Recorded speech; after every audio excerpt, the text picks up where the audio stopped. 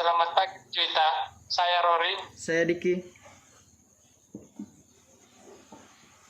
Kami akan menjelaskan tentang laju reaksi.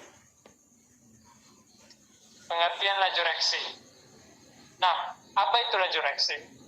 Laju reaksi merupakan seberapa cepat konsentrasi reaktan berkurang atau seberapa cepat bertambahnya konsentrasi produk dalam satuan waktu. Nah, dari grafik di bawah dapat dilihat bahwa semakin lama waktu reaksi, maka konsentrasi reaktan akan semakin berkurang, sedangkan konsentrasi produk akan semakin bertambah. Oke, setelah pengertian masuk pada faktor-faktor laju reaksi. Faktor-faktor laju reaksi yang pertama adalah konsentrasi. Jadi intinya pada konsentrasi ini terkhusus pada zat cair dan zat gas. Jadi semakin besar konsentrasinya maka semakin besar jumlah partikelnya. Jadi ketika reaksi itu ditambah atau diperbesar maka jumlah partikel atau volumenya itu semakin naik. Dan sehingga tumbukan yang terjadi itu semakin naik. Sehingga ketika tumbukan yang terjadi itu semakin naik maka reaksinya semakin meningkat atau semakin cepat.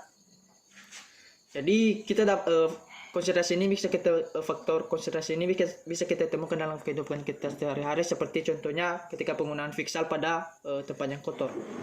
Jadi contohnya itu ketika kita menggunakan fiksal alami dengan fiksal yang dicampur dengan air, maka fiksal yang alami atau yang tidak dicampur dengan air akan cepat memutihkan yang kotor di lantai, dan sedangkan yang dicampur air maka agak sedikit lama. Yang kedua adalah luas permukaan bidang sentuh. Jadi luas permukaan bidang sentuh ini berlaku pada benda padat saja. Jadi intinya itu semakin halus maka semakin luas bidang sentuhnya. Kita sering menemukan pada kehidupan kita sehari-hari, contohnya pada pelarutan gula halus dan gula kasar. Jadi ketika gula halus dan gula kasar dilarutkan dalam air, maka gula halus yang cepat reaksinya dibanding gula pasir. Jadi gula halus itu ketika dilarutkan ke dalam air maka gula halus akan lebih cepat terlarut daripada gula kasar. Lanjut. Yang ketiga itu pengaruh suhu atau temperatur. Nah, pengaruh suhu ini suhu dapat meningkatkan atau memperbesar energi kinetik suatu zat. Sehingga saat energi kinetik bertambah, maka tumbukan akan sering terjadi, sehingga laju reaksinya akan semakin cepat. Contohnya dalam kehidupan sehari-hari itu, seperti dalam pemanasan air. Semakin tinggi suhu yang diberikan untuk memanaskan air, maka reaksi penguapan akan semakin cepat. Yang keempat itu pengaruh katalis. Nah, katalis ini dapat memperkecil energi pengaktifan. Apa itu energi pengaktifan? Energi pengaktifan ini ialah energi minimal yang dibutuhkan untuk terjadinya reaksi.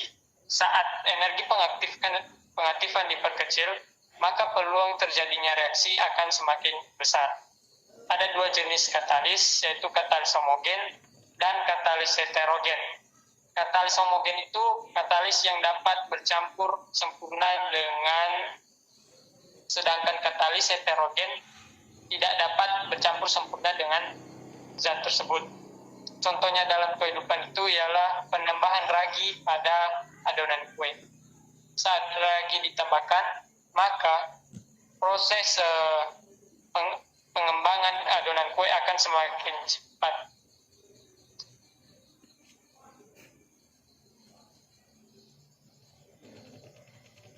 Oke, sekian dari presentasi kami. Tuhan Yesus memberkati.